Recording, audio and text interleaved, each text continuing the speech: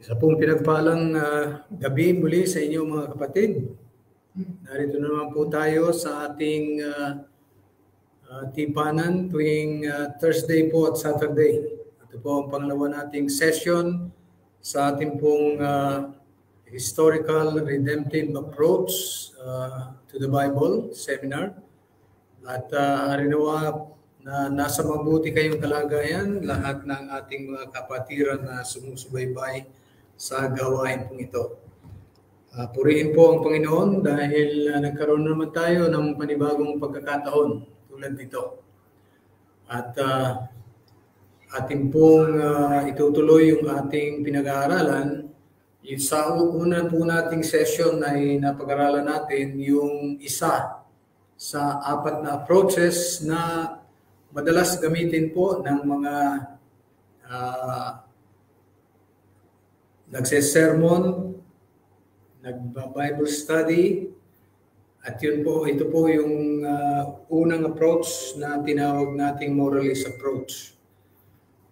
Na ang tingin po sa banal na kasulatan ay ito ay isang primarily a moral book, divine moral book, na nagpapahayag po ng ating duty sa Diyos at sa tao.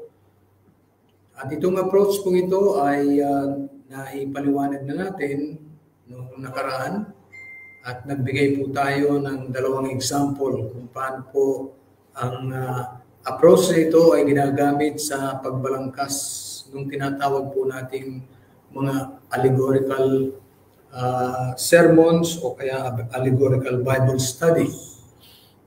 At napag-alaman po natin yung pros and cons din or advantages at disadvantages nito. At isa nga sa pinakamalaking disadvantage nitong approach na ito,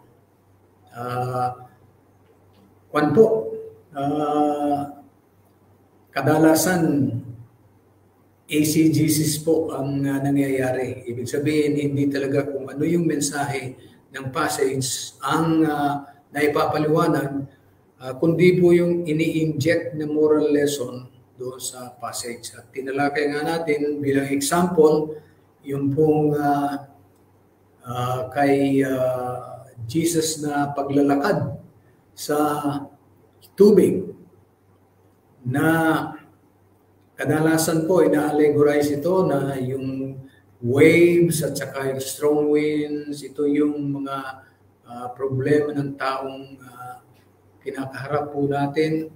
Ito yung mga dagok ng buhay sa buhay natin. Ito yung mga crisis na atin pong hinaharap. At ang tanging paraan para tayo po ay masalbahan natin ang mga dagok ng buhay na ito, ang mga problema, ang mga krisis natin, ay yung lagi tayong nakatingin sa ating Panginoong Jesucristo. Yun po ang allegorical approach dito sa event na ito. Pero kung titingnan po natin talaga yung context, out of context po yun. Yung interpretation na yun, Ang context po talaga nito yung sign po ito ng messianic claim ni Jesus Christ. Ito yung proof ng messianic claim ni Jesus Christ. Dahil pagkatapos po ng yugtong ito, sabi ng mga disciples niya, "Who is this man that even the winds and the waves obey him?" At pagkatapos noon, sinamba siya. They obviously realized na eto na yung Messiah na in-expect nila, God-man, Messiah, na ipinangako ng Diyos sa kanila. Kaya we worship ang ating Panginoon. And He did not forbid them. Tinanggap niya yung worship nila. Isa po ito sa mga patunay na ang Messiah po ay isang Diyos na dapat sambahin, and at the same time, siya po ay tao, at yung ipinakita po niyang mga kababalagan, yun sana po ang naging kapangyarihan ni Adam kung hindi siya nagkasala. Okay? Yun po dapat ang tao na hindi nagkasala. Yung yugtong yun. Natatandaan nyo, ang sabi ng Diyos kay Adam, ang sabi niya, subdue the earth. Yun po ay mandate ng tao. Ibig sabihin, no forces in nature ang hindi pwedeng kontrolin ng tao. Kaya si Jesus Christ po, bilang the God-man Messiah, ay kontrolado niya pati hangin, pati waves ng sea, sumusunod sa kanya. Okay? Yun ang yun talaga ang mensahe na ang intention nung nagsulat si Matthew. Yun ang intention niya na ibigay dun sa kanyang mga readers. Okay? At dapat yun din sana ang makuha natin dahil yun po ay talaga nagpapatibay po sa pananampalataya natin sa Panginoong Hesus to know that He is really the God-man Messiah promised by God. Okay. Now, doon naman kay David, inallegorical naman na yung mga Goliath, yung si Goliath daw, yun din ang mga problema natin sa buhay, yung mga malalaking problema natin, krisis sa buhay, yun, si Goliath. Although sabi ko nga, may mga moral lessons na makukuha natin, na feed din ang flock ng Panginoon, but that was not the intention of the story about the David and Goliath. Dahil kung mapapansin ninyo, si David dumampot ng 5 bato. Kaya yung faith ni David hindi talaga dapat dumampot lang siya ng 1 bato kung talagang ang faith niya matibay o walang doubt. Right? Pero dumampot siya ng 5 bato. And praise God, dahil doon sa unang bato pa lang ay kumbaga talo pa yung guided missile na bato na tumama sa sentido ni dito sa ulo ni Goliath. Now, yung ibig sabihin o mensahe nung nagsulat nito, right?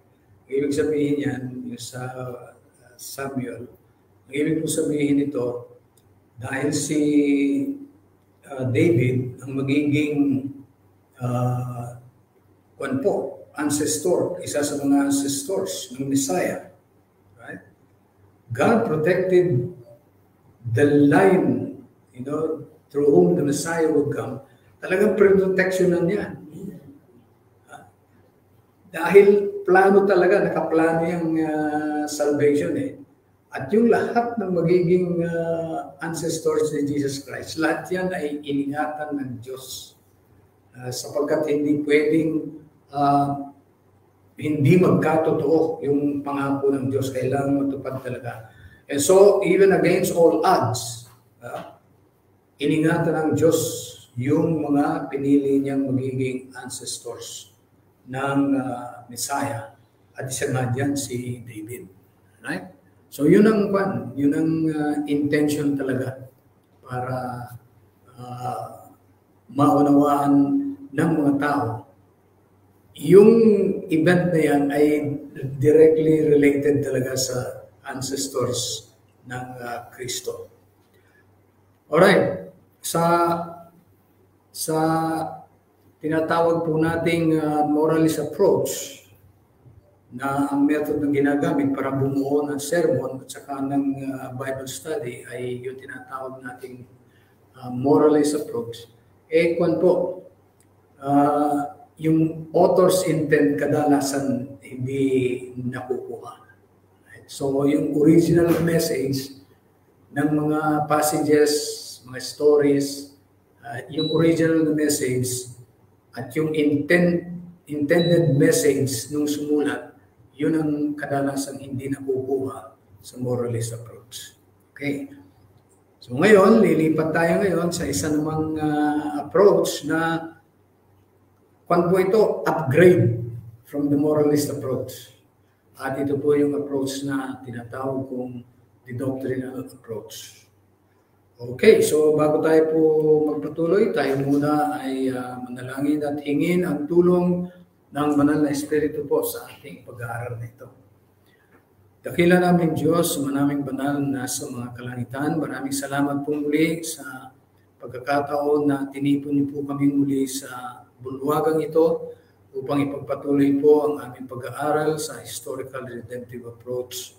Inihiling po namin ang pamumuno ng inyong banal na Espiritu sa amin, Panginoon. Tulad ng inyong ipinangako na siyang aakay sa amin sa lahat ng katotohanan na ibig niyong iparating sa amin sa pamamagitan ng paghahayag niya sa anumang ibig ninyong ihayag sa amin. Maraming salamat, Panginoon, at hinihiling po namin na kami po ay inyong ingatan sa kapayapaan habang kami po ay nag-aaral ng mga banal na kasulatan. Pagpatawad, Ama, ang aming pagkukulang at pagkakasala. At pagpalain po pati ang mga kapatiran po namin na nanonood online. Harinawa, Panginoon, ang inyong pagpapala ay extend sa lahat, Panginoon. Ito po ang aming samod dalangin sa pangalan ng aming Panginoong Jesus. Amen. Alright, doctrinal approach.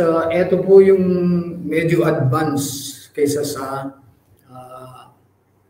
tinatawag nating moralist approach. Yung moralist approach, wala pong sinusunod na rules of interpretation. I-interpret mo yung mga passages, it's all up to you. Okay? And sometimes may mga conflicting interpretation pa sa moralist approach. Now, itong doctrinal approach na ito, the Bible is regarded as containing eternal truths and principles or doctrines or beliefs that man must know and believe in. Now, ito pong approach na ito, right, ay tinitingnan niya po ang Biblia para sa may approach na ganito. Tinitingnan niya yung Biblia na nandun lahat ng mga doctrines o kaya mga beliefs, mga katotohanan na ibig nga ihayag ng Diyos sa tao nasa banal na kasulatan. Okay? But obviously, yung mga topics na nandyan sa banal na kasulatan, hindi po arranged in a systematic manner. Okay? Totoo po, yung mga stories, principles, laws, commandments, teachings found in the Bible, nandyan po talaga yan. Na mayroong mga topics talaga sa banal na kasulatan na dinidiscuss ng mga passages. Pero po, ganun din na as true as there are topics in the Bible, different topics scattered all around, right? Totoo rin po na hindi lahat ng topics ay systematically presented sa banal na kasulatan, right? Mabibilang niyo po sa daliri kung alin lang yung mga topics na merong systematic presentation. Nevertheless, kahit na merong systematic presentation sa isang parte ng banal na kasulatan, pero meron ding ibang books na tumatalakay sa the same subject. Right? So, sa approach na ito, ang ang student ay kailangan niyang tipunin yung lahat ng mga passages na nakakalat sa buong banal na kasulatan. Iipunin niya yung mga passages na nagsasalita sa isang topic. Halimbawa, ang gusto mong pag-aralan ay yung topic about God. Who He is, what are His divine attributes, what attributes make God God, ano yung kanyang plano, ano yung kanyang kalooban, lahat yan na tungkol sa Diyos. Now, obviously, wala kang makikita na systematic presentation sa isang lugar sa Biblia tungkol sa lahat ng katanungan mo tungkol sa Diyos. Wala kang makikita. Right?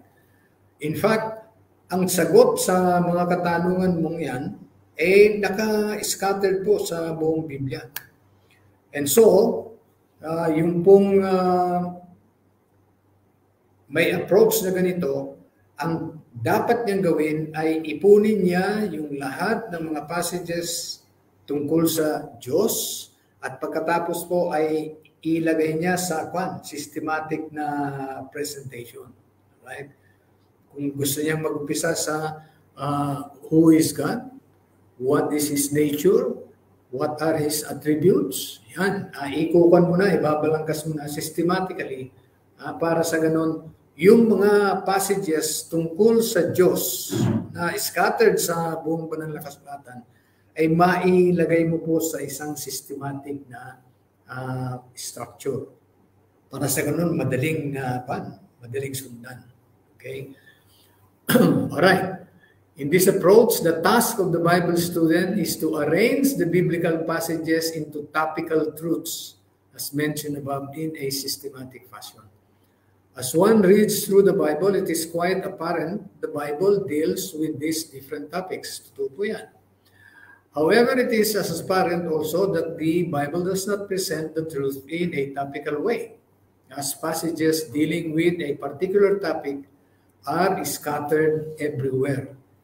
More often than not, right, iyan po ay totoo. Yung mga passages sa isang topic na gusto mo pag-aralan, yung po ay scattered all over the scriptures. Kailangan mong ipunin yun at i-arrange mo in a systematic fashion para sa ganun magkaroon po ng structure na madaling sundan. Okay?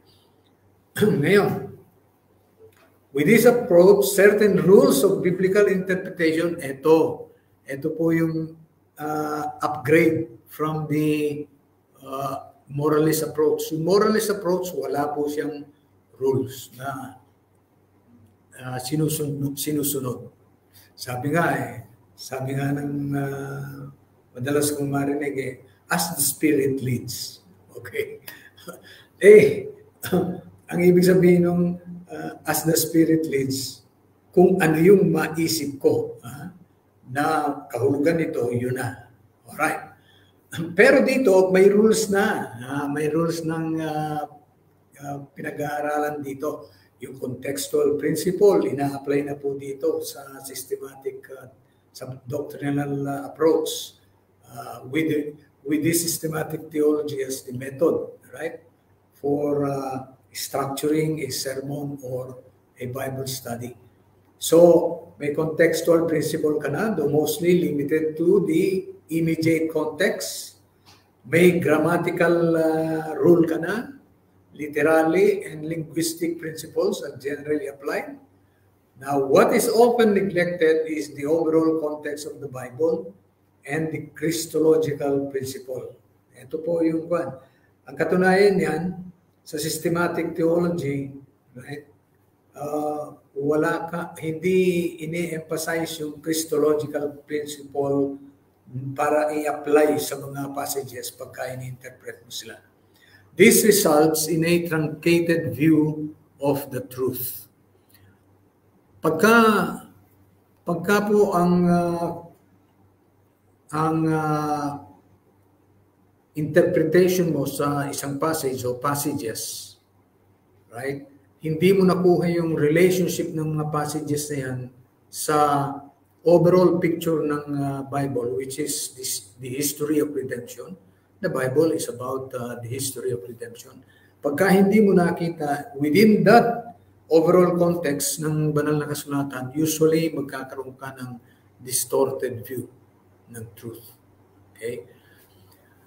Dapat yung unawa mo sa mga passages within the immediate context of the passage, within the chapter context of the passage, within the book context of the passage, and within the overall context of the Bible. Kailangan wala kang sasagasahan dito sa apat na ito. Right? Kailangan tama lahat sa context. Ngayon, itong doctrinal approach na ito, ang ginagamit na method nga, itong systematic theology method. Among evangelical Christians, the popular method of studying the Bible based on the doctrinal approach is the systematic theology method, where biblical truth is arranged into major topical divisions. While the number of major divisions may vary, depende po yan sa usually, depende yan kung anong denomination, right? But generally speaking, merong 7 areas of truth or doctrine na sinasaklaw nitong systematic theology approach based on the doctrinal approach. Right?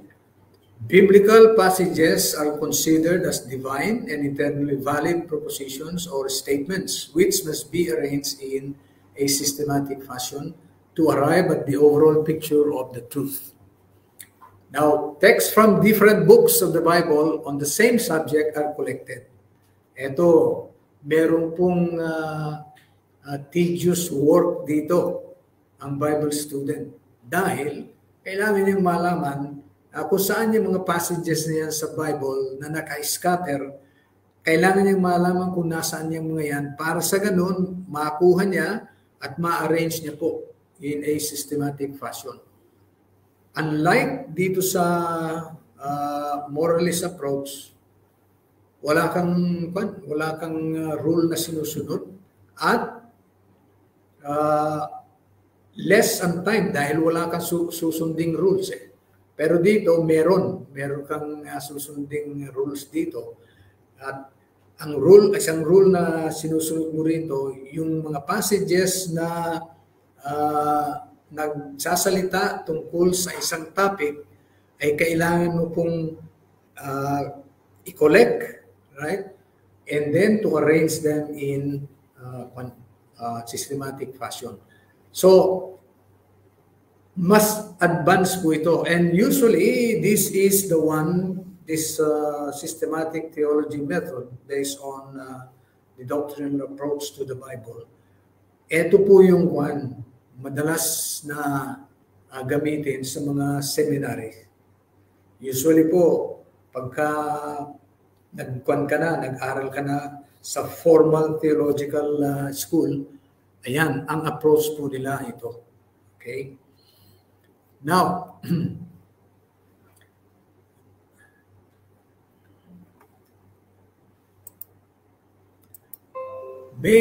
ito po yung mga major na divisions ng systematic theology. Ito po yung mga major doctrines, kumbaga. ng mga Kristiyano. Ang una, bibliology, which is the study of the scriptures, the Bible. Okay? Dito po, talagang pag-aaralan nila yung mga passages tungkol sa scriptures. Anong sinasabi ng Biblia tungkol sa scriptures? At usually, namumulat dyan yung 2 Timothy 3:15. All scripture is inspired. Right? God breathed. At marami pa pong marami pang mga Bible verses na nagpapatunay na ang banal na kasulatan ay talagang divinely inspired. Okay? Diyan, pag-aaralan mo yung the structure ng Bible, rules for interpreting interpretation ng Bible, pag-aaralan din dyan. Okay?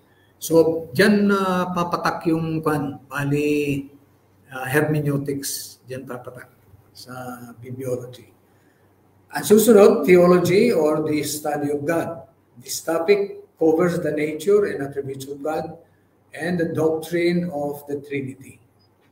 Other philosophical concepts about God are often discussed as well.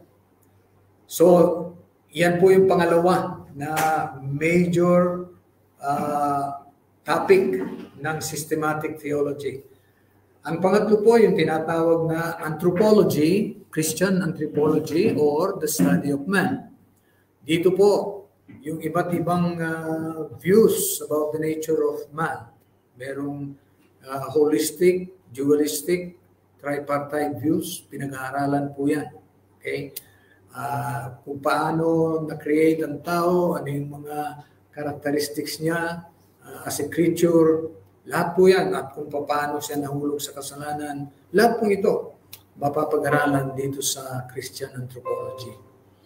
At ito pong pang-apat, Christology or the study of Christ. Ito po, separate siyang doctrine sa systematic theology, yung tungkol sa ating Panginoon sa Kristo. Christ's person, work, and words are given detailed treatment. Christ's dual nature, being God-man, his work of redemption with emphasis on his death and resurrection, and his teachings governing man's various and relationships are studied. Ang panglima po, soteriology or the study of salvation. Yeah. The meaning of Christ's redeeming work as it applies to man's salvation from sin and death.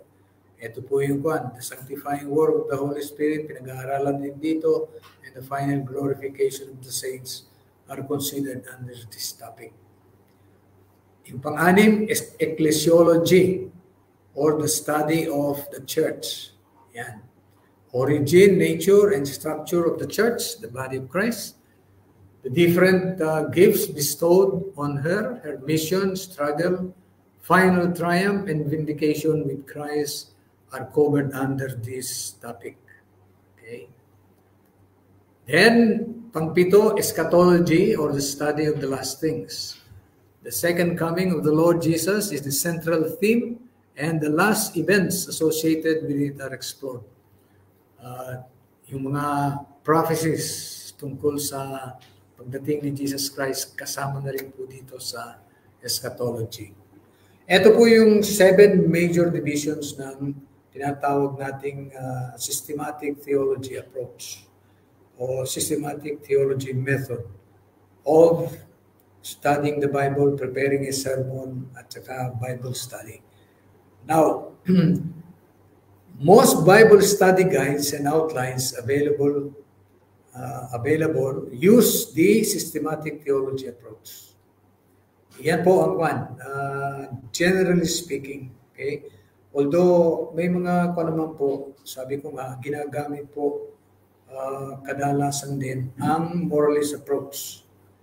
Kung masipag po yung pastor o kaya yung Bible teacher, kung masipag siya, mas ginagamit niya ang systematic theology method kesa sa moralist approach. Right? Kung masipag, kung medyo tatamad-tamad, yan. Puro mga moralist approach yan. Kasi madali pong kunin yan. Madaling gumawa ng sermon. Konting oras ang kailangan mo. Pero dito po sa systematic theology method, medyo kailangan mo ng pandyan, ng pagtsatsaga. Kailangan mo na sipag, kailangan mo po ng oras. Kaya kung masipag yung pastor, okay, kadalasan yan ang kanya. Yan ang gagamitin niyang method. Okay? Now, this method boasts of long and respected history and includes prominent names among theologians and Bible scholars. Okay?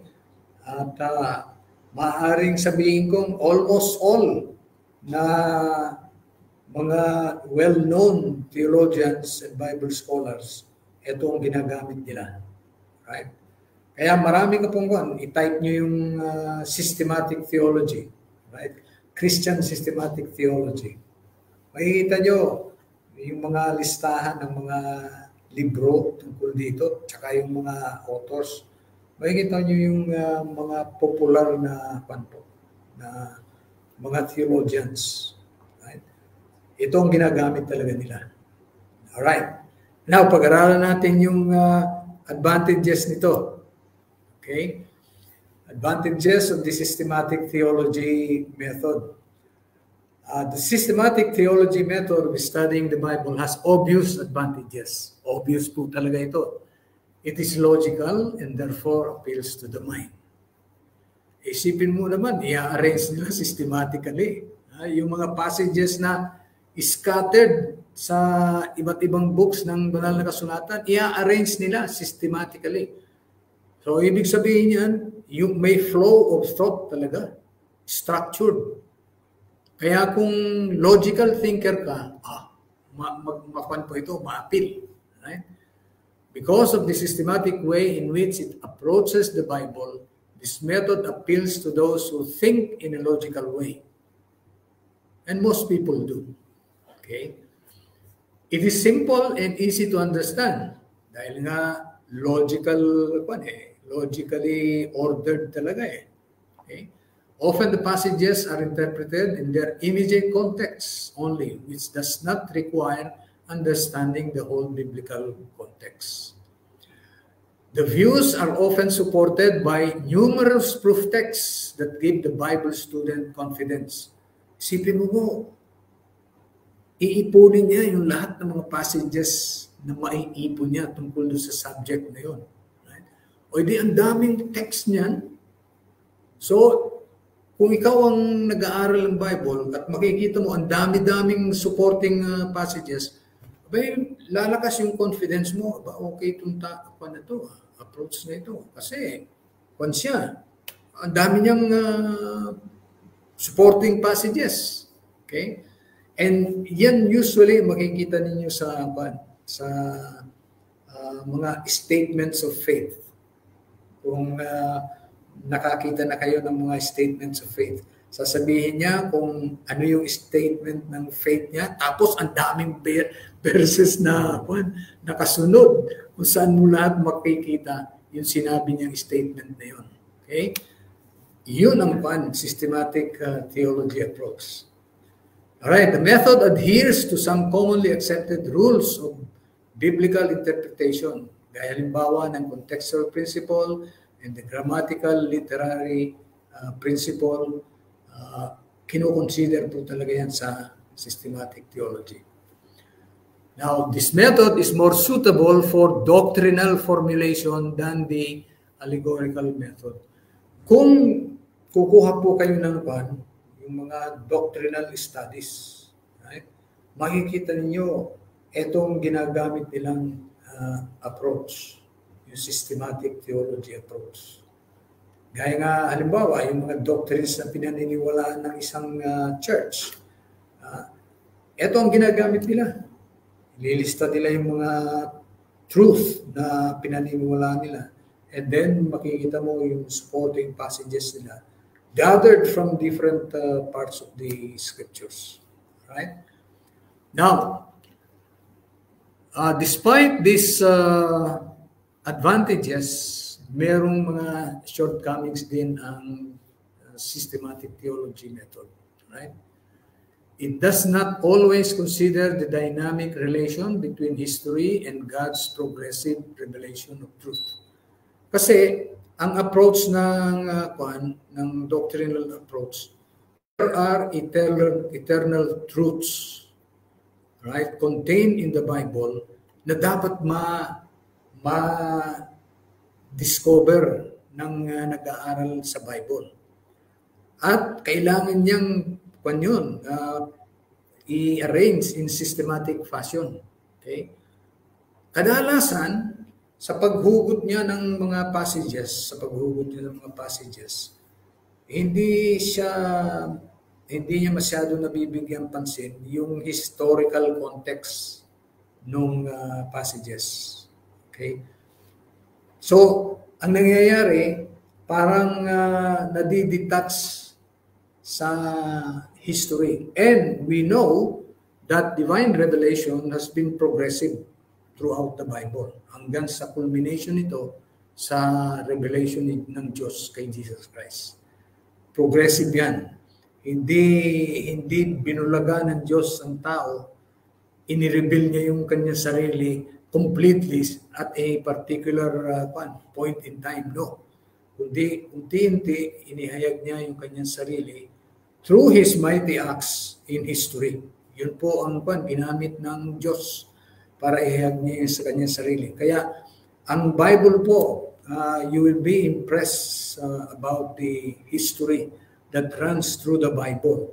Kasi yung mga events sa history, kung saan ang Diyos po ay kumilos, yun po ang yun ang paraan ng Diyos para ihayag niya yung kanyang sarili. At sabi nga, history is the stuff of divine revelation. Okay?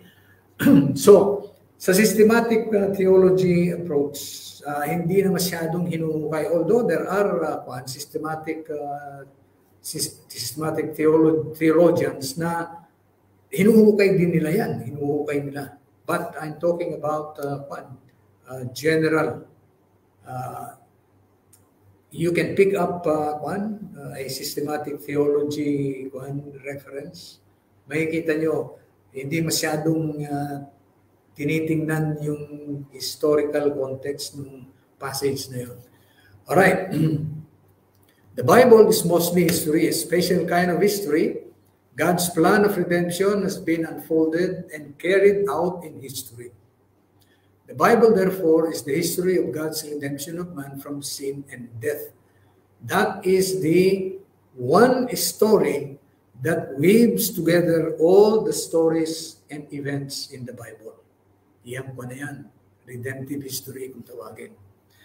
This is the overall historical context of the Bible, which is often not given due consideration in systematic theology. Truth has been fragmented into various topics, having been uprooted from the overall historical context of the Bible. At dito po dumadating yung mga conflicting interpretations. Once na hindi mo na-consider yung overall context ng banal na kasulatan, which is this history of redemption, kung hindi malinaw sa iyo yung history of redemption na yun, para i-consider mo every time na nagbabasa ka ng banal na kasulatan, chances are, pag hindi mo na-consider yun, hindi mo makukuha talaga yung meaning ng passage na yun. Yun namang isa, ganun din. Pinag-aaralan niya. Pero, once siya, aabot ito sa isang conclusion na totally different and sometimes conflicting, doon naman sa isang systematic theologian na nag-aral din. And the reason behind that is because hindi tinignan yung apat na konteksto na dapat hindi na ma-violate sa interpretation. The immediate context, the chapter context, the book context, and the overall biblical context. Dapat hindi na ma-violate ito.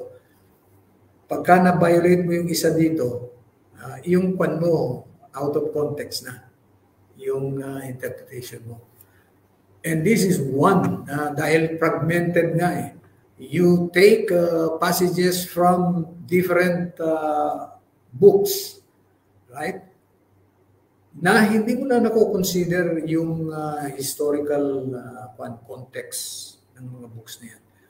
Remember, pagka pinag-aralan natin yung historical redemptive, ang talaga natin, maunawaan natin yung biblical history, yung pagkakasunod-sunod ng events. Parang kanyan parang tanikalayan na magkakarugtong. Kailangan nung makita kung paano nagkadugtong-dugtong yan until the consummation sa pagdating ni Jesus Christ. Okay? So isa yan sa disadvantage sa systematic theology approach. Bakit nawawala ito? Okay, tingnan natin yung pangatlo. Truth becomes static, fossilized and rigid rather than dynamic, moving and flexible as it moves through history. Now, sa moralist approach, nakita natin na yung expression ng will ng Diyos ay nagbabago over time. Depende po sa maturity ng kanyang bayan. Okay, napag-aralan natin yan. So, makikita mo, nag-iiba yung expression ng will ng Diyos. Okay? Sa systematic theology approach, ang nangyayari, parang na-fossilize na, right? Parang nawala yung progressive nature ng revelation ng Diyos. Dahil ang tingin ng isang doctrinal approach, these are eternally valid truths. So hindi yan nagbabago. So parang na-fossilize na siya. Okay? Pero hindi po totoo yun. Don't you know that even the original 5 books of Moses have been edited and re-edited by the priest? Ini-edit nila. Inaakma nila doon sa changing situation ng history ng Israel. Magtataka kayo, yung Deuteronomy sinulat ni Moses. Pero pati yung nung mamamatay na siya, naisulat pa niya. Right? Naisulat niya kung paano siya namatay. At, now, obviously, inedit na ng kanyan. Inedit na ng mga priestly editors, kung tawagin, ng mga scribes. So, sa systematic theology, yon napo-fossilize nga yung truth. Kaya kung minsan, makikita mo, dito, dahil ito ang sinasabi dito, right? Pagdating dito sa bandang umabante ng history, parang kinokontra niya itong sinabi dito. Okay? Ang gagawin niya, either na panigan niya ito, tapos i-ignore niya to, o kaya panigan niya to, i-ignore naman niya yung isa. Ganyan ang nangyari, kaya halimbawa sa Israel.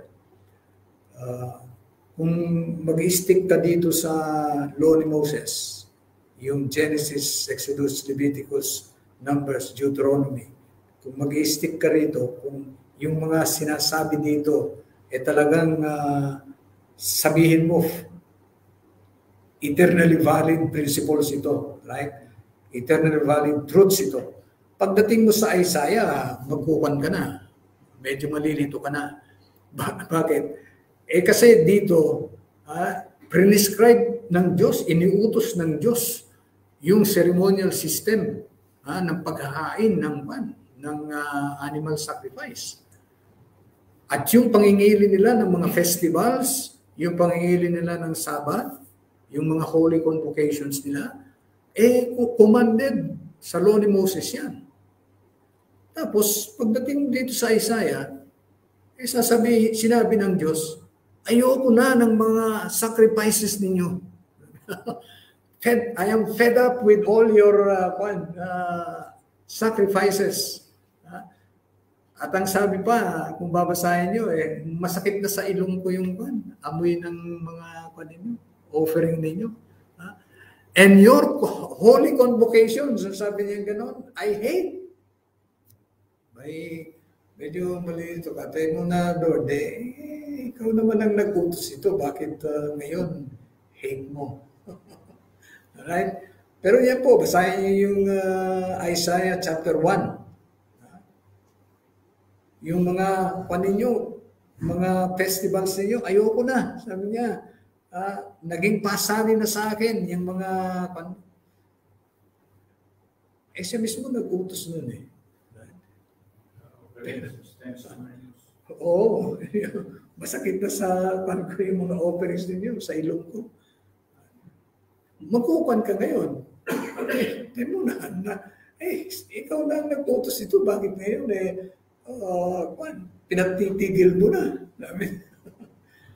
Alright, so nagkaroon ng abante yung revelation ng Diyos. Right? Yun pala, yung pagtrato mo sa mga less fortunate, yung mga poor sa Israel, yung widows, yung orphans, kahit na nag-o-offer ka pa ng sacrifice, lahat ng festival sino-observe mo, pinababayaan mo yung mga mahihirap, ayaw ng Diyos yun. So, nag-advance na yung revelation ng Diyos. Ang Diyos pala hindi lang dito nakafocus dito sa inutos niyang mga sacrifices. Meron din, mas pala siya, mas anong tawag dito, mas nakafocus pala ang Diyos dito sa pangangailangan ng mga mahihirap. Na pagka pinabayaan mo ito, walang kwenta pala itong mga sacrifices na to. Another one yan, revelation sa character ng Diyos. Right? Kaya nga sabi ni obedience is better than sacrifice. Right? Dahil mga animal sacrifices yun na ginawa nilang parang lisensya. Sinusunod ko lahat yung mga animal sacrifices, sinusunod ko lahat yung mga festivals ng Panginoon. Okay ako. I'm fine. Right? No, pero pinababayaan naman niya yung mga mahihirap sa Israel. Right? So, dito, makikita mo, may bagong revelation ng Diyos.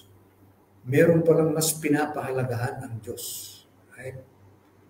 Mas mahalaga sa Kanya na arugain mo ang mga widows, ang mga orphans, mga mahihirap, kaysa sa sacrifice ka nga ng sacrifice, festival ka nga ng festival, napapabayaan mo ito. Pag tiningnan ka ng Panginoon, ayaw na niya ito. Gusto niya, gawin mo ito. So, nag-advance talaga ang kalooban ng Panginoon.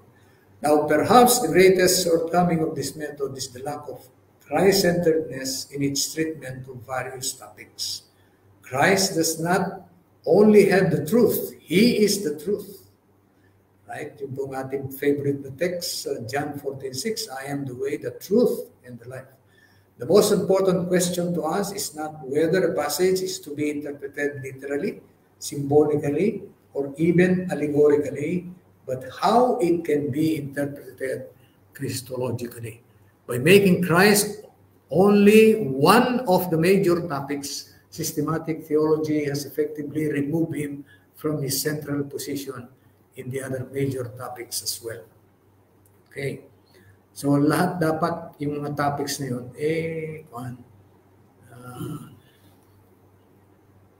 makita mo in the light of Jesus Christ. Kaya nga sabi ni Apostle Paul, hanggang sa panahon niya, when the Jews read the Old Testament, a veil is still before their eyes. Right? Hindi nila maunawaan.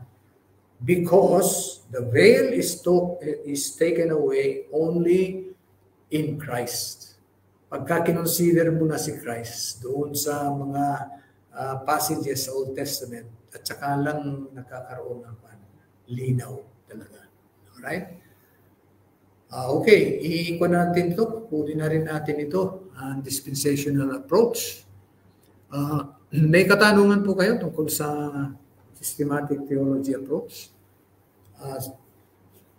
Ito ang madalas nating gamitin. And even if na ang approach na primary approach mo sa banal na kasulatan ay historical redemptive approach. Very useful po ang systematic theology.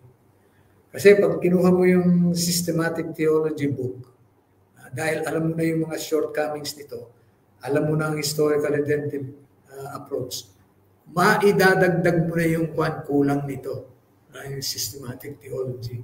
Okay? Halimbawa, pagka pinag-usapan yung sabihin natin yung flood, right? Maraming natitisod, lalo ng mga atheists dyan. Bakit naman parang genocide ang ginawa ng Diyos dyan sa Noah's flood? Isipin mo, out of the millions of people during that time, 8 lang ang sinalba niya. Lahat patay. Right?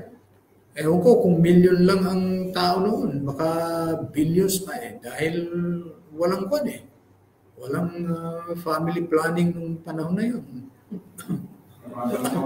I mean, talagang they literally fulfilled yung multiply. Go and multiply. Si Abraham, ilan ang anak? Si Isaac lang medyo nag-family planning. Pero si Jacob, wala rin.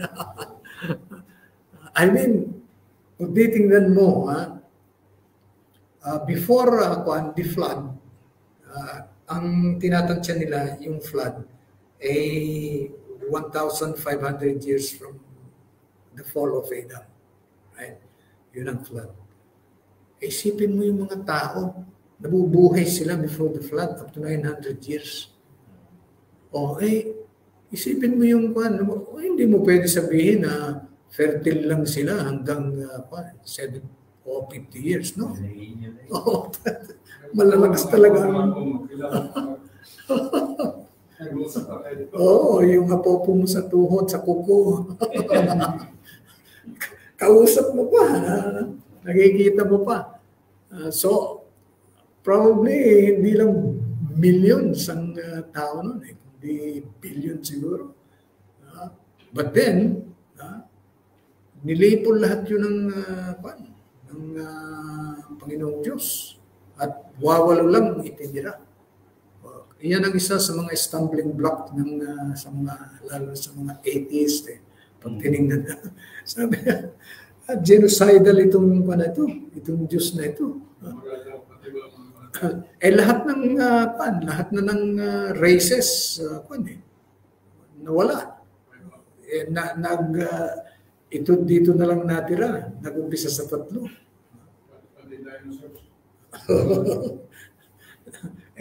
Yun nga.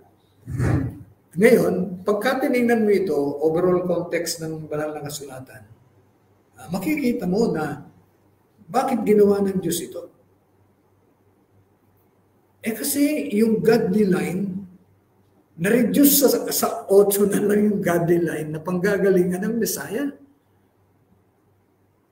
Kahit na sabi ko nga, kahit na tigi-tigisang kurot lang yung mga ungodly, nasa ungodly line, patay itong 8. Tigi-tigisang kurot lang So anong gagawin ng Panginoon? He acted in a very decisive manner para mag-preserve yung godly line na panggagalingan ng Messiah. it was only for that purpose talaga na ginawa ng Diyos yung bagay na yun. Pero makikita mo lang yan sa overall context ng Bible dahil ang sabi ni Jesus Christ, these are the scriptures that testify about me. And that includes the story of Noah. Right? Isipin mo kung napatay ng mga ungodly line, yung natitirang 8 sa godly line, patay ang 1. Walang panggagalingan ng Messiah. And therefore, the Savior could not come. Alam niyo ang struggle dito between God and Satan, yung plano ng redemption, gustong i-frustrate lagi ni Satan. Gusto niya putulin kaagad yung saan ba manggagaling yan? And he was very clever. Sinusundan niya kung ano yung mga sinasabi ng Panginoon na kinuha niya yan. Dito manggagaling ang dito manggagaling ang Messiah. Kailangan matodo sa lahat ng tao rito. Oo. Puputulin natin to. Kaya lang, yung ungodly yan, pinutol ng Diyos. Right? Alright. So, yan. Kaya kailangan makita natin yung overall context.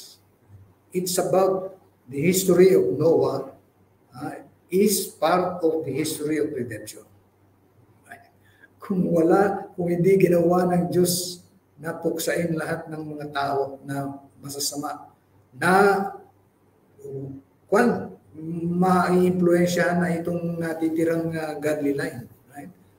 Kung hindi nag-act in a very decisive and mighty manner ang Diyos, the godly line would have been cut. At pag na-cut na ni Satan yung godly line, wala na. Kaya si David at saka si Goliath, kung titingnan mo, anong laban? Right? Talagang papatayin ni Satan ito. Alam niya na ito ang panggagalingan ng lahi ng Messiah. So, ang iniharap ni Satan, yung talagang best warrior, na walang makakatalo kahit sino. Kaya lang, itong nakasagupa niya, ito yung pinili ng Diyos na panggagalingan ng Messiah. At all cost, pagtatanggol niyan. Ako, kahit siguro, sabi ko nga kahit nakatalikod siguro si David noon at inihagis niya yung bato, iikot yung bato. Dahil ang Diyos ang Diyos ang nakataya ngayon dyan. Yung Messiah niya na ipinangako, dyan nakataya. Talagang gagawin ng Panginoon ang lahat para i-preserve niya yung panggagalingan ng Messiah. Okay? Okay. So ngayon, tingnan natin itong susunod na approach. Ayan. Ito naman po yung dispensational approach, which has also become very popular. Ito. Right?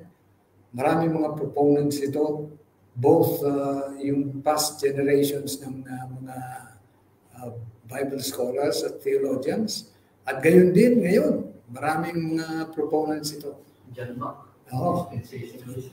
Ngayon, ito po ang approach na ito. Right? The Bible is regarded as being divided into a number of successive administration of God's dealings with mankind, which it calls dispensations, right? Or epochs, kung minsan tawagin nila yan, in which God acts with His chosen people in different ways. Okay? Iba-iba ang dealing daw ng Diyos dito sa mga panahong ito. Right? And usually there were 7 dispensations, generally speaking. Okay?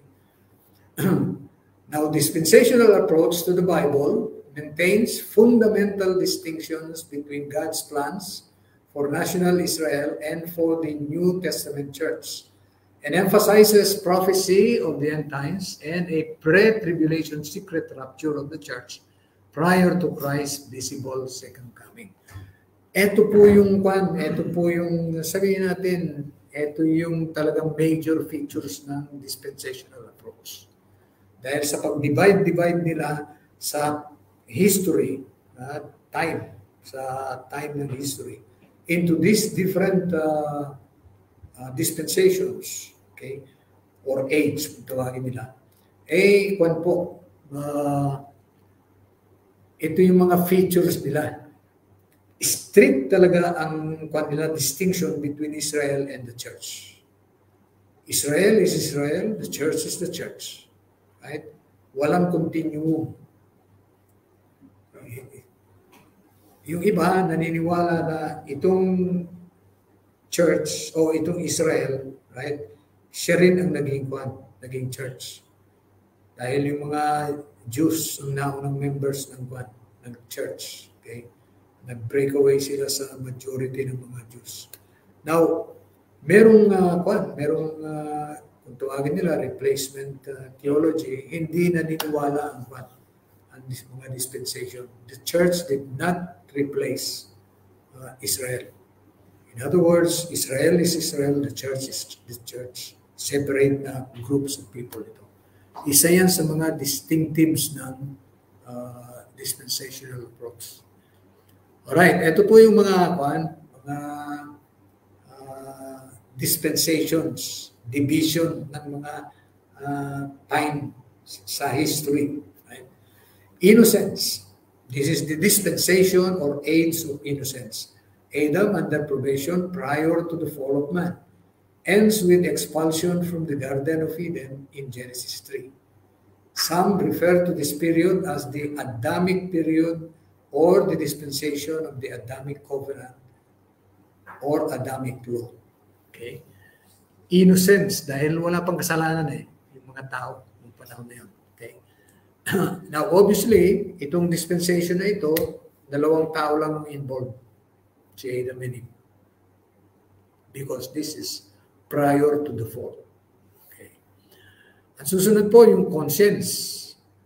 Right? From the fall,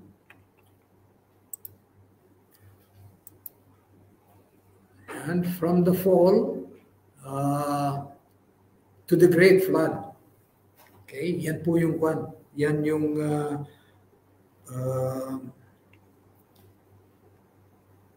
bakit na punta na yung ko. Okay. From the hanggang sa worldwide deluge. Okay. Yan po yung tinatawag nating conscience. Dito, kaya tinawag na conscience ito, from the fall hanggang sa Noah's flood. Okay? Dahil walang law, written law. Ang guide nila to what is right and wrong is the conscience. Kung tawagin natin the knowledge of good and evil.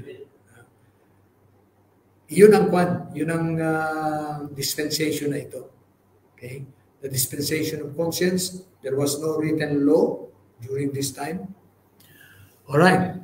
Pagkatapos po, human or civil government. After the great flood, humanity is responsible to enact the death penalty and as such is the authority to govern. Ends with the dispensation at the Tower of Babel. Some use the term Noahide law in reference to this period of dispensation. Okay? Tapos dito naman sa pang-apat na dispensation, promise or patriarchal rule from Abraham to Moses, ends with the refusal to enter Canaan and the 40 years of unbelief in the wilderness. Some use the terms Abrahamic law or Abrahamic covenant in reference to this period of or dispensation. Okay? So makikita po ninyo yung mga division nila. Right? Itong human or civil government, Kwan lang po ito. Ilang chapters lang ito sa Genesis. Okay. Etong kwan, mahaba-haba ito. Yung promise or patriarchal rule. Dahil mula kay Adam ito hanggang kay Moses before the giving of the law. Okay. And then, the fifth dispensation is the law. Ito po yung pinakamahaba. From Moses to the crucifixion of Jesus Christ. In other words, from Exodus, right, hanggang sa Old Testament, hanggang Malachi, right? Sa New Testament naman, hanggang kay John the Baptist. Okay. Ang last Old Testament prophet, si John the Baptist. Ito ay from Moses to, when we say from Moses, this is from giving of the law to Moses until the crucifixion of Jesus Christ. Ends with the scattering of Israel in AD 70. Some use the term Mosaic law in reference to this period of dispensation. Ang pang-anim, grace, from the cross to the rapture of the church, seen by some groups as being present in 1 Thessalonians and the book of Revelation. The rapture is followed by wrath of God constituting the Great Tribulation. Some use the term age of grace or the church age for this dispensation. Now, dito, yung law para sa Israel, yung grace para sa church. Ito yung dispensation ng church. So, makon talaga, very strict ang distinction dito. Law, sa Israel yan. Grace, dito yan sa church. Okay? Kaya lang, medyo kanyan medyo may difficulty yan dahil lalabas na walang grace doon sa panahon ng law. No. Mula kay Adam, may grace. Okay? Mula nung magkasala ang tao, si Adam, ay nag-umpisa na yung grace. Mula nung. So, yung strict division ng history, okay, parang imposed. Right? Dahil obviously, the same salvation by grace was applicable to the Old Testament saints. Okay? And then you have the millennial kingdom, a 1,000-year reign of Christ on earth. Nasa Revelation 20 yan. Centered in Jerusalem, ending with God's judgment on the final rebellion. So, yan po yung dispensational approach sa banal na kasulatan. Pagka tinignan nila ang banal na kasulatan, nakikita nila ang banal na kasulatan as divided into these different segments of history. Yan. Alright. May advantages ang dispensational approach. Right? Dispensational approach holds to a literal interpretation of the Bible as the best hermeneutic. With this prevailing hermeneutic, interpreting scripture becomes quite simple. Bakit? Ay, sabi nga rin, what you read is what you get. Alright? Hindi mo na kailangan pang-interpret literally. Okay? Pag sinabing 1,000 years, ibig sabihin 1,000 years. Kahit na makita mo pa yan sa isang book which is which is agreed ng lahat ng mga Bible scholars at theologians na apocalyptic literature ang Revelation. Dahil apocalyptic na maraming symbols hindi mo dapat i-literalize lahat yan. Right? So, yan po ang hermeneutic ng dispensational approach. Right? They interpret the Bible with sometimes I'd say extreme literalism. Medyo kanyan, medyo questionable yan dahil marami pong different types of literature. All known literature sa tao nasa Bible. Okay?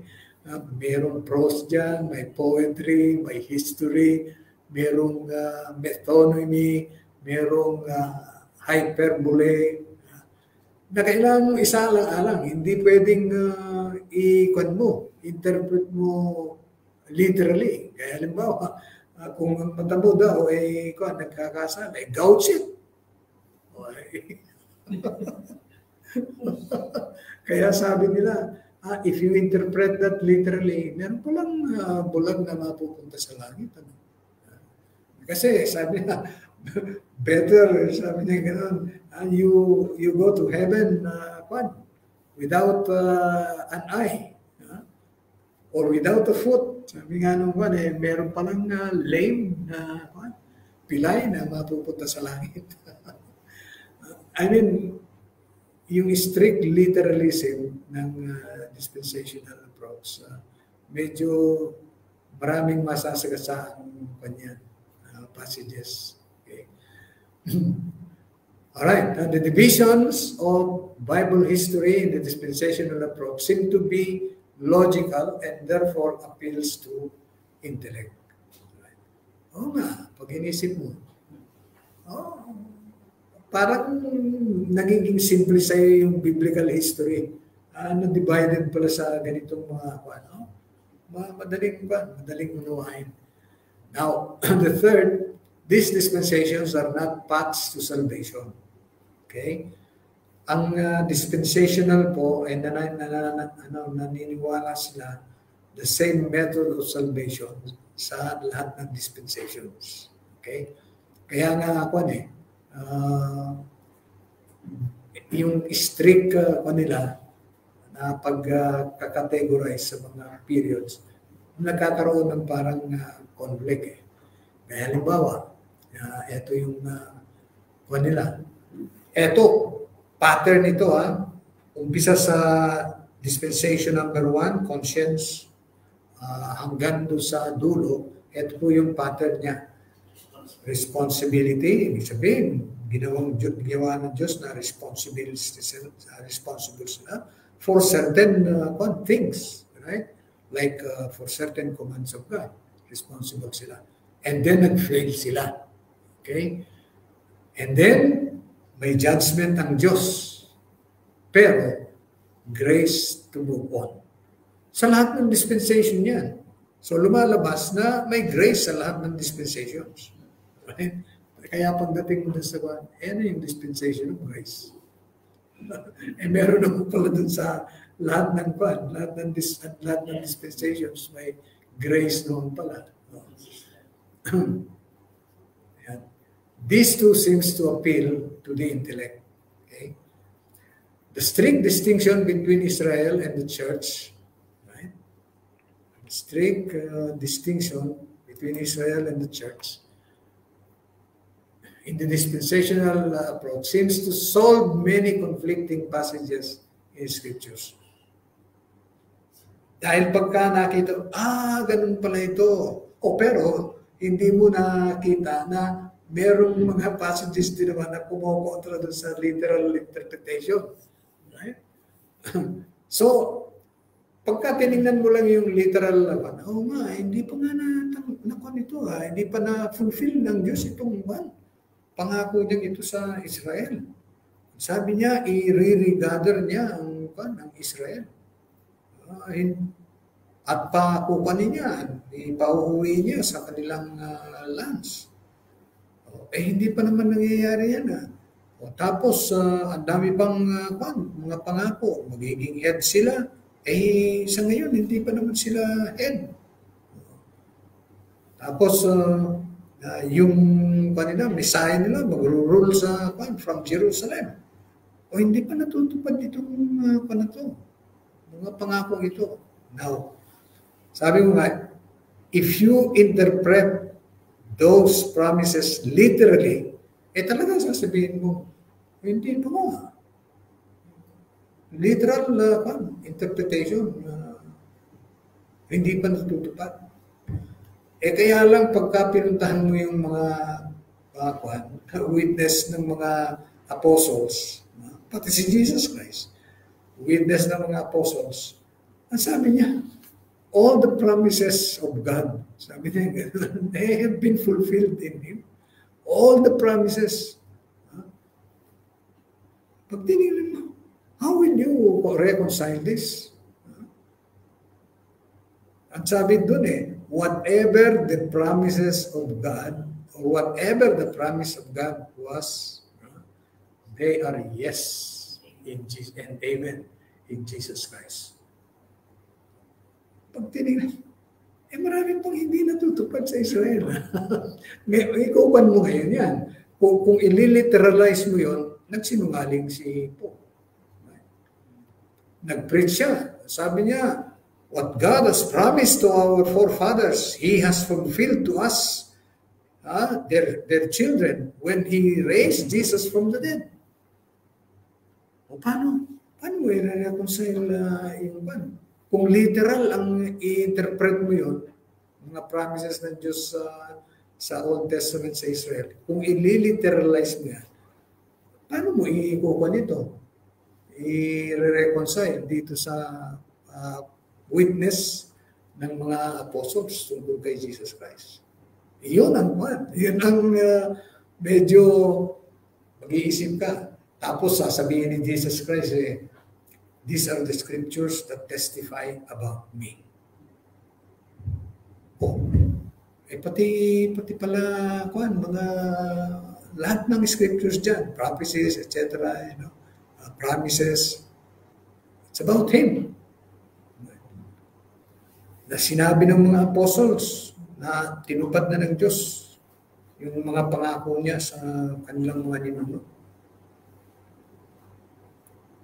Tatandaan nyo, nung umarap si Apostle Peter kina Caiaphas, saka sino pa Felix. Sabi niya, ang kinukuha ko, ang pinapangaral ko sila sa kanila, sa mga Jews, was nothing but what is written in the law of Moses and in the prophets. Wala akong pinipreach na wala doon. Right? So, at sabi niya, day and night, yung 12 tribes ng Israel, day and night, they were hoping for this coming Messiah. Dahil yun ang kanilang hope, na ang Messiah ang tinawag na hope of Israel. Okay? Kung babasahin niyo yung testimony ni Apostle Paul sa Acts 26, before Caiaphas and si Felix. At sabi niya ganun, bakit ngayon, sabi niya ganun, pinapersecute nila ako at gusto nila akong patayin. Ngayong sinasabi ko sa kanila na yung pinagpapaguran ng 12 tribes ng Israel, yung hope of Israel, nandito na. Nandito na. So, maraming pagkatinignan mo, marami talagang hindi mo pwedeng strictly illiteralize. Right? Dahil pagka pumunta ka rito sa witnesses ng mga apostles, ay magiging in conflict naman. Alright. The dispensational approach, the distinct distinction between Israel and the church may blur or obstruct the truth that all of God's promises to all people, including Israel, have been fulfilled in Jesus Christ. Iyan po ang isa sa mga principle sa historical redemptive. Right? Hindi bumalik sa langit ang ating Panginoon sa Kristo na hindi niya na-fulfill ang kanyang mission. Right? Una, sa Israel. He will save His people from their sins at sa mga Gentiles. Bago siya pumanik, at the eve of His betrayal and suffering and death, ang sabi niya sa Ama, I have completed the work that you have given me to do. Ang sabi ng ni Jesus Christ, on the onset of His mission, ang sabi niya, the Son of Man came to seek and to save that which was lost. Ngayon, kung hindi pa naman pala niya na-save ang Israel, so He came for a mission that was not fulfilled. Right? At hindi ito yung sinabi niya sa Ama, tapos na po yung mission mo. Mission accomplished, Father. Therefore, glorify your Son with the glory that was His with you from the beginning. Hindi naman pala natapos eh. Meron pa pala unfulfilled. So, yan ang kwan. Kaya nga sabi ko, passages, hindi ang tanong, will this passage be interpreted literally or ano pa, or literally or figuratively or allegorically, kundi, and the question is, how will you interpret this Christologically?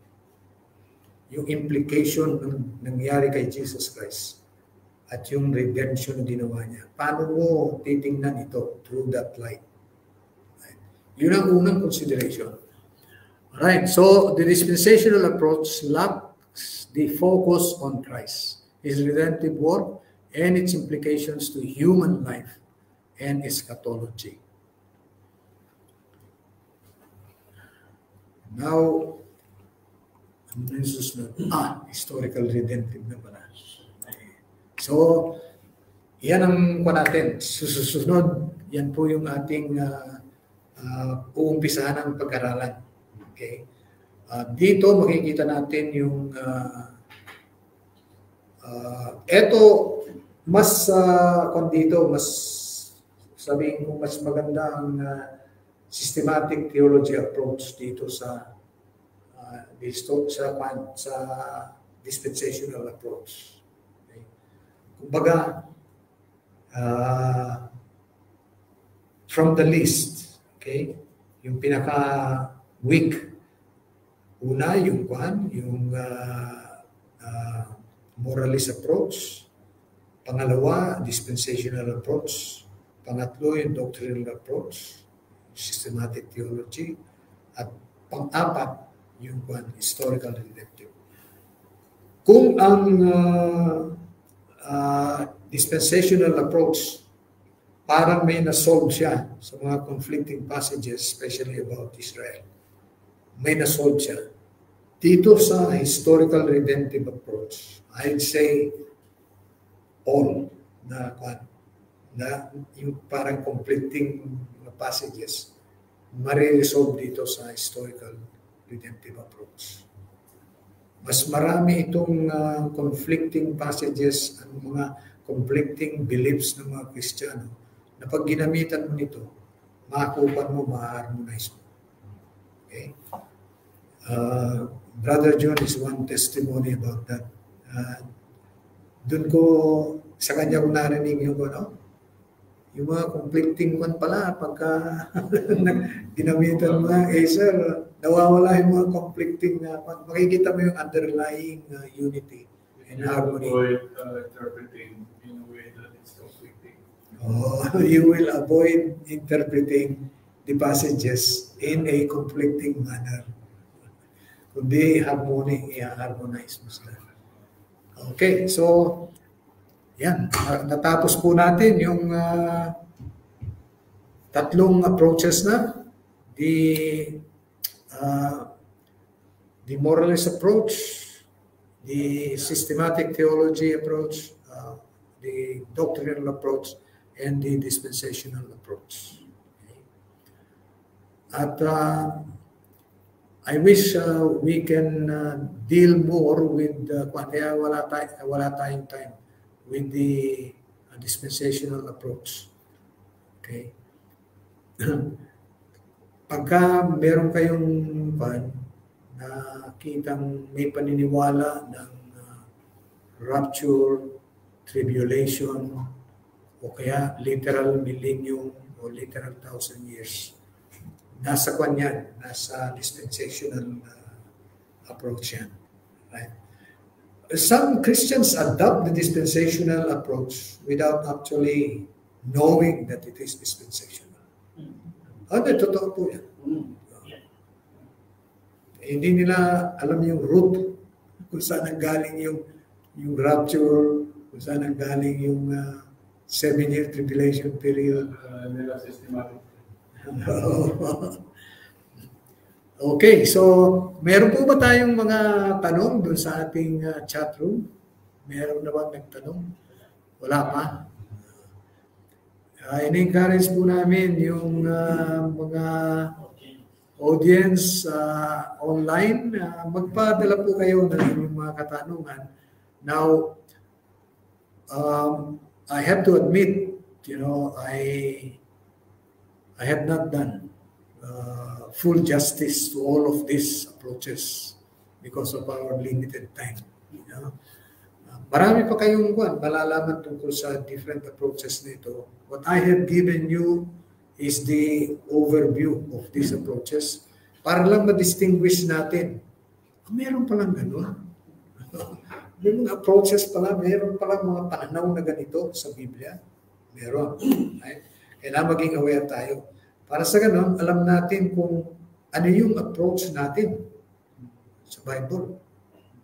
Dito pala nagpo-fall yung kwan ko. Tingin ko sa Bible. Right? Tapos, kung makita mo na nandun pala siya sa bandang baba, right? The most name, yung moralist approach, pwede ka mag-upgrade. Right? Pwede ka mag-upgrade sa systematic theology, o medyo pa na yan, upgrade na yan from the moralist approach. Pwede rin sa dispensational, pwede sa historical redemptive ka mag-upgrade. Para sa ganun, at least alam mo kung where you stand, right? Sa lahat ng mga approaches na ito. It is important, kailangan ma-inform ka rin right?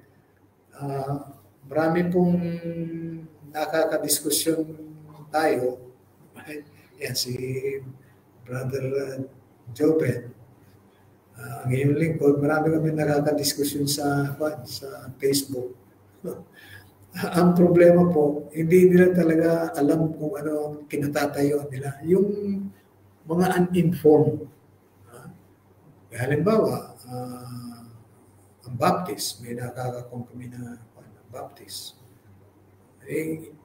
Uninformed sila doon sa doctrine. O di lalo na yung mga Calvinist. Mga uninformed sila doon sa doctrine nila. Kaya nagkakaroon ng tawag doon? Nagkakaroon ng strawman arguments. Right? Aakusahan ka ng something na hindi mo naman pinaniniwalaan dahil uninformed sila doon sa kanilang pinaniniwalaan. Kaya pagka ano bang yan? Informed Catholic ba talaga yan? O baka naman hindi niya alam kung ano talaga Catholic doctrine.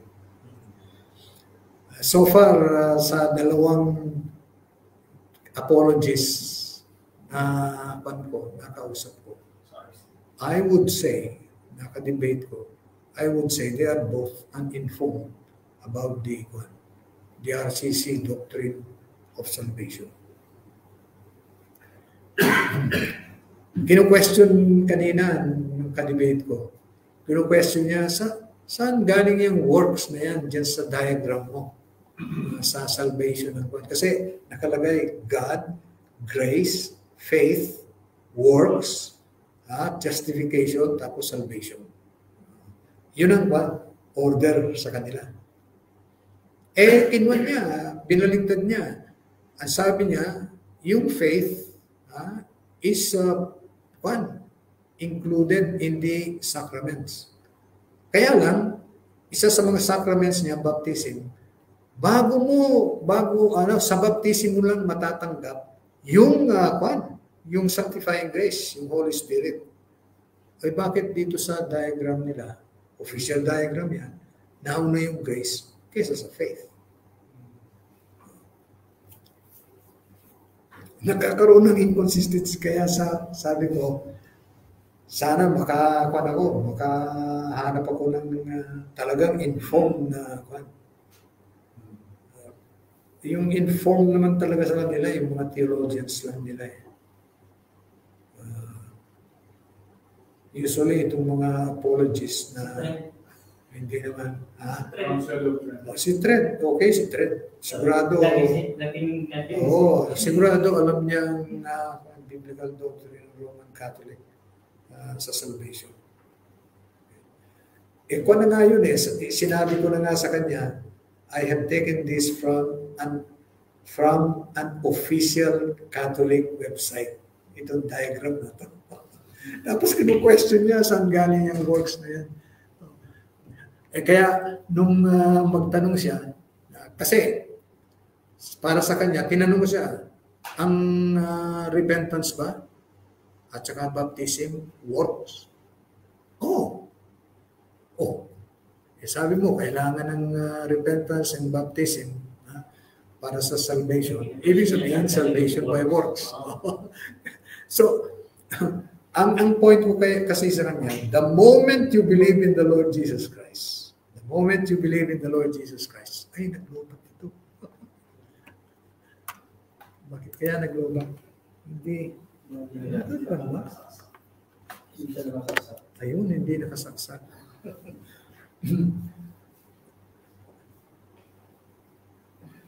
Kaya ko, kinu-question niyo, kaya ko pinakita sa kanya, yung sinasabi niyang baptism at saka repentance, works yan. Bago ka mag-repent, bago ka mabaptize, nanampalataya ka muna, hindi ka magre-repent na hindi ka sumampalataya. Bakit ka hihingi ng forgiveness na kung hindi ka sumasampalataya yung sacrifice para patawarin ka, ko na naibigay na. Una talaga yung faith and everything follows. Kaya nga sabi he who believes and is baptized. So, mananampalataya ka muna bago ka mabaptize, bago ka mag-repent. Pero, saved ka na. Kasi linaw-linaw naman ang sinabi ni Apostle Paul. What must I do to be saved? Believe in the Lord Jesus Christ and you will be saved. Hindi din sinabing, believe and. Wala, isa lang. Believe. Ang point niya, yung sa akin daw, initiation lang. Sa simula lang. Right? Sabi ko, hindi. Ang akin ang salvation is from faith to faith. From beginning till end. Ang salvation. Dahil ang salvation by grace through faith. Yes. You are, faith for a moment will not give you life for eternity. Kung kailangan ang faith mo manatili yan. Right?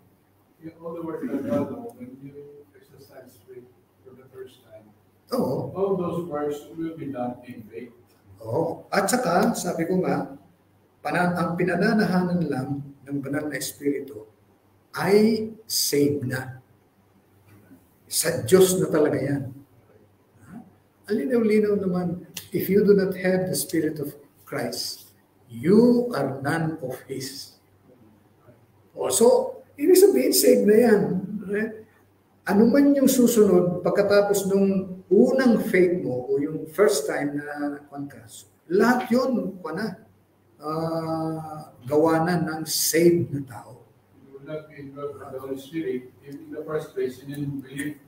Hindi ka nanampalataya. Pag nanampalataya ka, saved ka na . Okay. So purihin natin ang Diyos at natapos tayo, alas 9, tulad ng ating schedule. At tayo po ay magtatapos sa isang panalangin. I would request Pastor Jonas to lead us in the closing prayer. Let's pray. Our Father in heaven, Lord, we owe this time, this day, Lord, to you. Enabling us, Lord God, to understand more about your word. Father, again, God, we want to emphasize, Lord God, we want, Lord God, to be a doer, Lord, not just like hearers. Amen. So, Father God, we ask and we pray, Lord, that this word will not come for, but will be used, Lord, in our lives in order for us to minister to others and to declare the gospel to others. Amen. Lord, enable us, Lord God, to live holy and godly life, Lord God, fearing the Lord in every way, Lord God, sa buhay namin. We thank you, Father, for this day. Again, Lord, we lift up to you, Pastor Mario Bermejo, Lord God, continue to give him the strength and the wisdom, Lord God, to minister to us. And to all, Lord God, who are watching this message, Lord God, this training, Lord. We thank you for all the saints that are listening, watching right now. We pray, Lord God, that these words will also impact their lives, learn from this training, Lord, and be able to share it to others, Lord God, so that they will know, Lord God, the proper interpretation, the proper learning, Lord God, how to read their Bible. Father, we thank you for your grace. And your mercy, Lord, in our lives. Thank you for the salvation through Christ. Amen. And Lord God, we owe everything to you. Amen. Thank you for all the wonderful blessings that you have given us. Yes, Lord. Continue, Lord God, to be in this house of worship, Lord God. Amen. Thank you, Lord God, for all leaders of this church, and Lord God, all the elders and the deacons, Lord God, representing this group, Lord, right now in this place. So, Father, we thank you, and as we wire our ways, Lord, in this place, be with us. Sa mga mag-drive po, continue to be with them. Amen. Nalabog sila, Panginoon, na makarating sila sa mga tahanan at magkaroon ng kapahinaan sa kanilang katawan ng maayos. And again, we glorify you and we worship you, Lord. We honor you and we adore you. For you alone, Lord, that deserve all the glory. Worship and honor in Jesus' name. Amen. Amen. Sige po, until next time sa Thursday, magpapatuloy po tayo sa ating pag-aaral at umpisahan na po natin yung historical redemptive study proper. Ayan. Pagpalain po tayong lahat ng ating mapagmahal na Diyos hanggang sa susunod po na ating pagkikita. Okay, ito Laura. Hindi rin po sa inyo po yan. Ha? Hindi po yung stream yan.